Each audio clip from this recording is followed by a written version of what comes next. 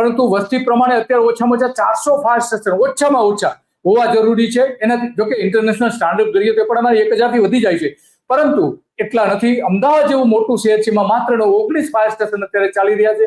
સુરતમાં માત્ર 18 ચાલી રહ્યા છે. ત્યારે આપણું જે તંત્ર છે એ આગ બચાવવા માટે ક્યાંય કોઈ રીતે મજબૂત હોય એવું દેખાતું નથી, અને એટલા માટે આપણે ચર્ચા કરવી પડે છે. કારણ કે જે વેબસાઇટે જે આંકડાઓ આપેલા છે એમણે એવું કહ્યું છે કે ભારતમાં લગભગ 1,60,000 જેટલા આગની ઘટનાઓ બને છે, અને એમાં 27,000 લોકોના મોત થાય છે. મહારાષ્ટ્ર, ગુજરાત, બીજા નંબર પર ગુજરાત અને દિલ્હી અને મધ્યપ્રદેશ આવી જાય છે. તો આ અંગેની બધી જ વાત આપણે કરીશું.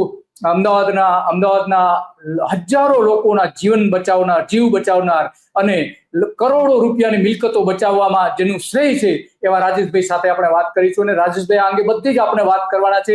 રાજેશભાઈ, તમારું સ્વાગત છે ધ ગુજરાત રિપોર્ટમાં. નમસ્તે દિલીપભાઈ. રાજેશભાઈ, હવે તમે તો અમદાવાદને ઘણી વખત હજારો લોકોને બચાવ્યા છે જ્યાં આગ લાગી છે. વર્ષો સુધી તમે સેવા આપી છે અમદાવાદની, અને આ આગ જે હવે ઉનાળો શરૂ થયો છે, આગની ઘટનાઓ વારંવાર બનવાની છે.